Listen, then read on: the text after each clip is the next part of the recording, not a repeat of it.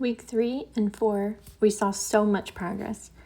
It was so exciting to be using the road, and we also hired somebody that started clearing the timber for us. That way, we were starting to develop the pasture and get ready for the animals we so desperately wanted to have on the farm, while we were still progressing with the workshop. It was really important to us to work on the workshop before the house, because we knew that having a cement slab and a place to store all of our stuff and be able to lock it up would be such a blessing, to be up out of the mud and the dirt and to know that we could just work off of it, have power to it, and that way we could work on the house when the time came and be fully focused on the house. Having someone clear the timber while we were doing all of the grading on the workshop was just such a fun opportunity to watch two things happen at once. We tried to do most of this ourselves, but as you can see, it was so dense and so hard to clear, even just a small section. We realized that it was time to hire somebody to get us started. And that's exactly what we did. We got this individual to have their machine come out and get us started with 2 acres of cleared land, and the rest we could do slowly as we went along and had time. But for now, it made the most sense to have somebody come out and get those 2 acres cleared so that we could get them seeded with grass and start the pastures growing while everything else was happening on the workshop and eventually the house. We knew it was so important to get all of this done. Otherwise, we would be behind. If we spent all of our time on the workshop, then the pasture would suffer. And if we didn't get the pasture growing, the grass wouldn't come in, and that takes time. So we got the permit on the workshop. We went to work on that. We started grading. We got our batter boards up. We pulled lines, and we knew that we wanted something about 20 by 30 feet, just close to that 600 square feet. It would be a nice shop and a great place to park a tractor, to work out of, to put tools in. And that's what we started doing, drawing lines, pulling out every route that we needed to get out. We started working on drainage early on and grading and making sure it was level and ready for the big equipment that we knew was coming to lay the footings that we would have to do the next week. So it was so important to get your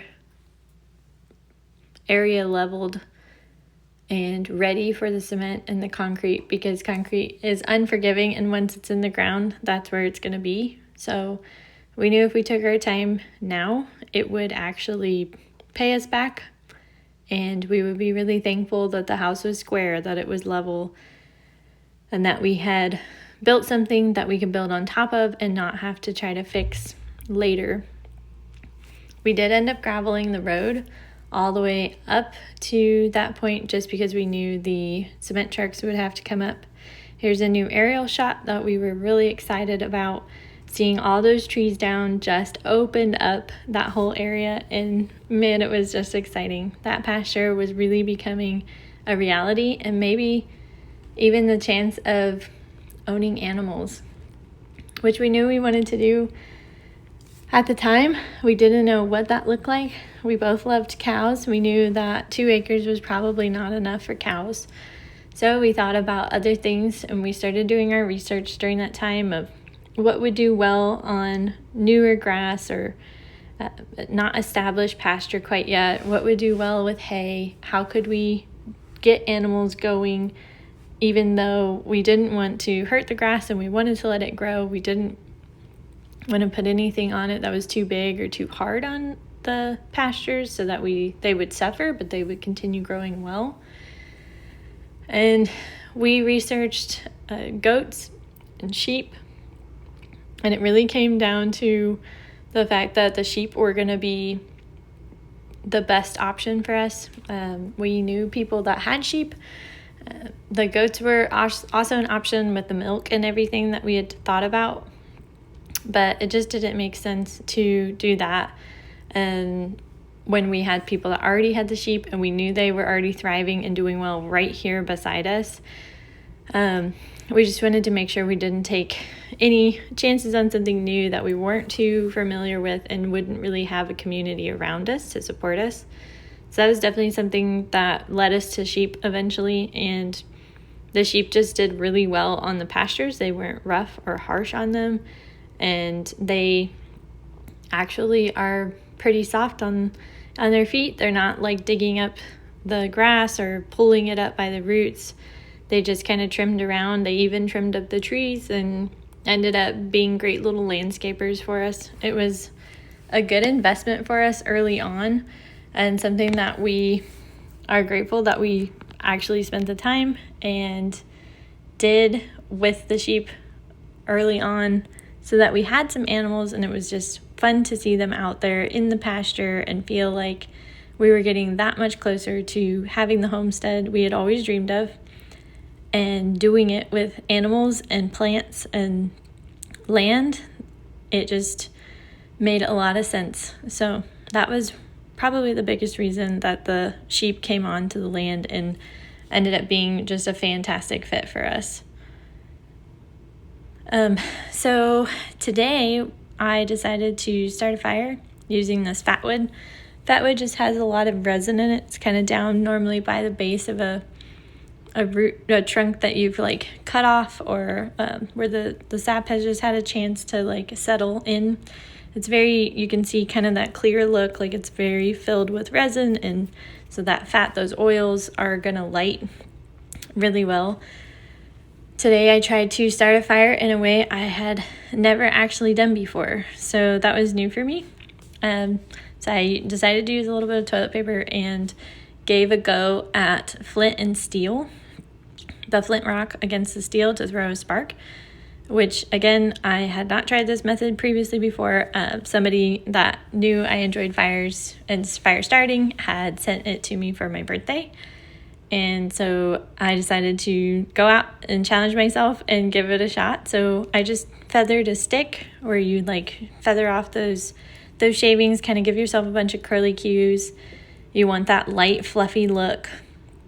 And then I put that in the toilet paper because I just figured that would be the best way to go about it. So the first time I did get this lit, you can see a little bit of the toilet paper is actually already burned. I did get it lit and it went out pretty quickly, barely burned the toilet paper. So there are the little char marks of my first attempt that did not go well. My second attempt, I decided to give a go shortly after and just use all the same materials, because I just felt like it was more operator error on my part that I let it go out and just didn't give it enough oxygen. So there was a spark. So you saw it catch on that little piece of char cloth. That char cloth is going to be your game-changing part of this fire. The sparks need something like that to catch on to, and the char cloth just made the most sense to me. So it actually came with the kit. It's not something that I made, so I can't take credit for that, but it was pretty fun to try, and all of that again came as one kit just for my birthday. And so this is my second attempt, and I ended up getting it going a lot more. Again, those char marks are from my first attempt that did not go as well. But hey, if you don't succeed the first time, go ahead and try again.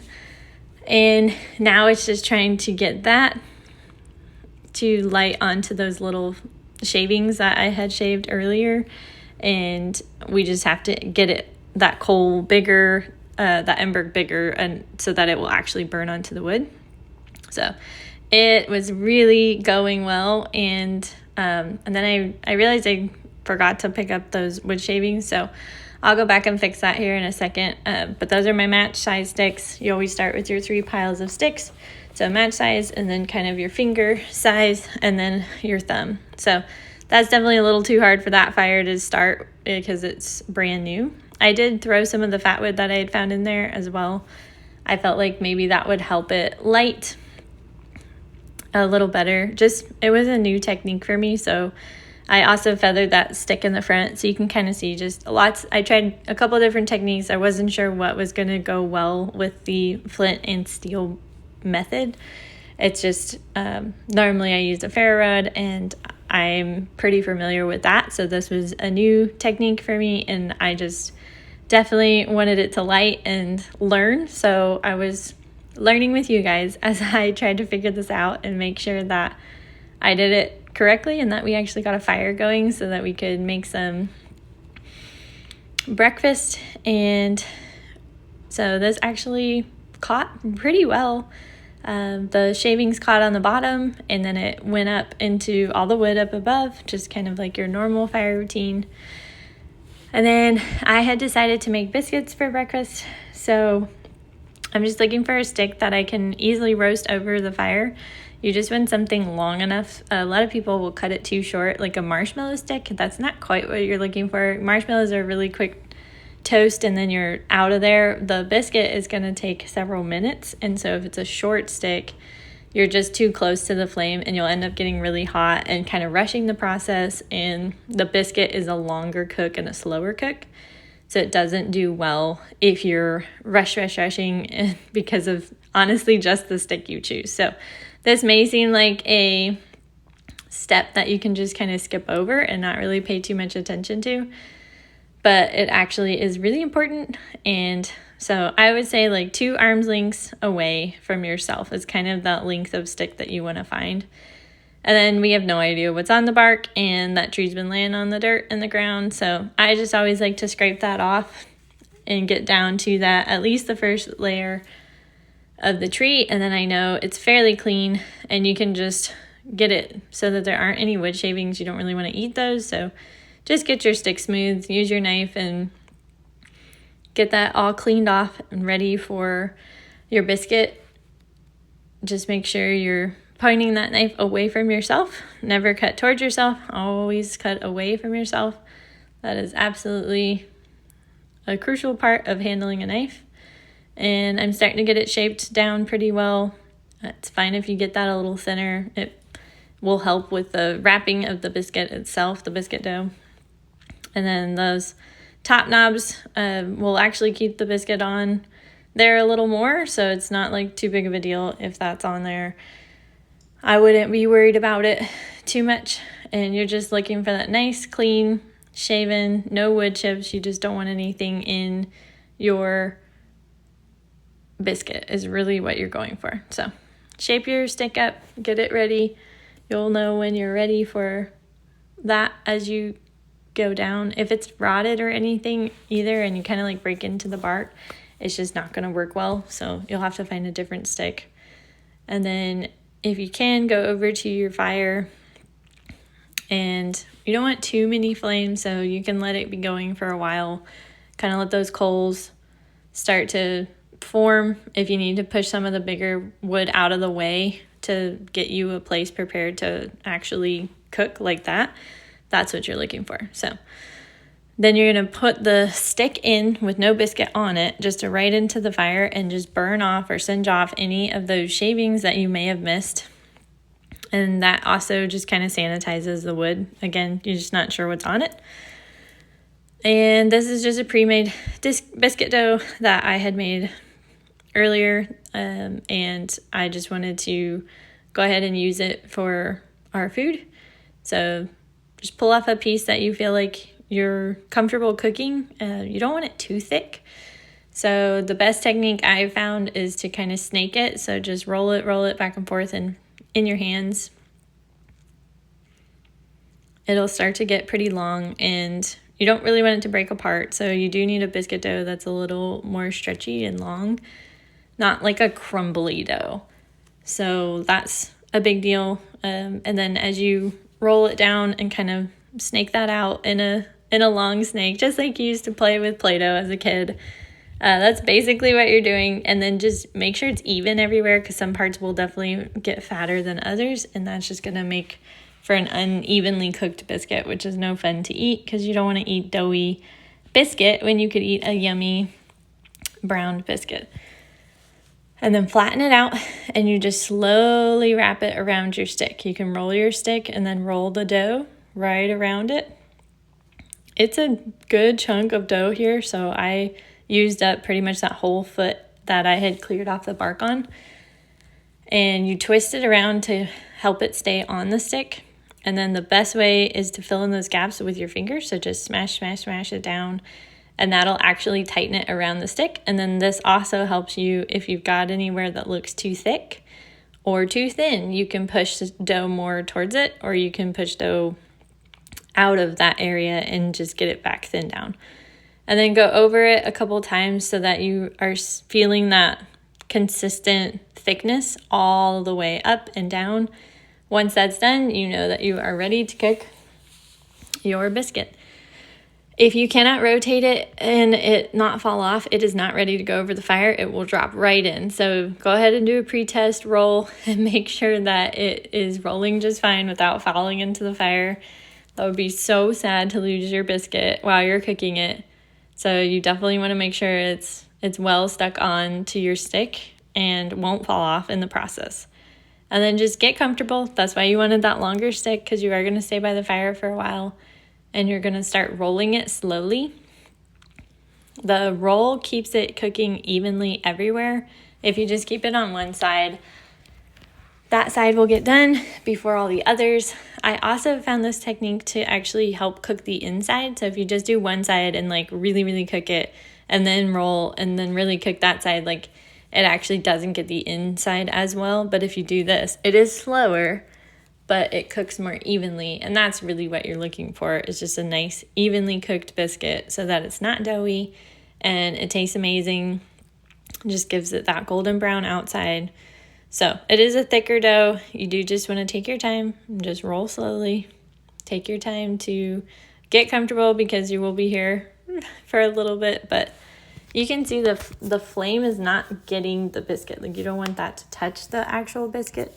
It's just down low, and you're really using the heat of kind of the smoke and the coals that's coming up right up through the top there. That's what's actually cooking the biscuit. So that's another mistake I see a lot of people do, is they just want to put it right into the flame, and the flame will absolutely burn your biscuit. So unless you like black biscuits, which I'm not a fan of, then maybe that's what you would want to do. But it's not. If you want just that golden brown biscuit, you just want to slowly turn it up above, hold it above the fire. Don't get it down low where that fire can actually burn it. That's not the point. And you're just trying to get a nice even cook over the whole entire biscuit. This is such a fun thing to do if you have some older kids that are mature enough to be around a fire, and you don't want them to burn themselves, obviously. But this was just a fun memory that I had on camping trips, and I enjoy always cooking my biscuit, and we would fill the inside with jelly and honey, and we'd sit around the fire and get to talk as a family, and it was a great time to be outdoors and enjoy what was there in the fire, in the warmth. And so those are fun memories I have, and I hope that it's something you can do with your own family, that you guys can enjoy together. And it's pretty simple. You just throw a biscuit recipe together earlier on in the day, and then take it, and if you're already clearing like we were and brush clearing, you're pretty much always burning, so you got a fire going. You can start to see that golden brown coming through now. That is a great sign. You're getting close, but it's not quite ready yet. So the middle, this is though where you want to start to pay attention, because you can burn it if you stay too long on one area. So you can see I'm just rotating it, and then the top and bottom definitely just don't cook as well as the middle, because they're just not getting as consistent of a heat. So you can adjust your stick top and bottom to make sure that you get that cooked, so that you don't have any of that raw dough, and that every part of your biscuit is that golden brown. Again, it does help if you have a rock or something to lean against, because your arms will get tired. You are holding it for quite a while, and it's not something you want to drop in the fire or get ash on. And so I kind of use the big rocks around the fire pit that we have already been using, and they're just easy. I know that they're not going to pop or crack on me. So I love the way that this is looking. I'm just gonna get the top a little more cooked because it's definitely not done yet. But the middle looks great. So that's kind of what you're looking for there. And then you can start to see as I turn, it'll actually really brown up quickly on the video, which is fun to see in real time. And you get to know just, you know, it does take some time, but not that long. It's something you can easily do in the morning or afternoon and a nice breakfast when you're camping.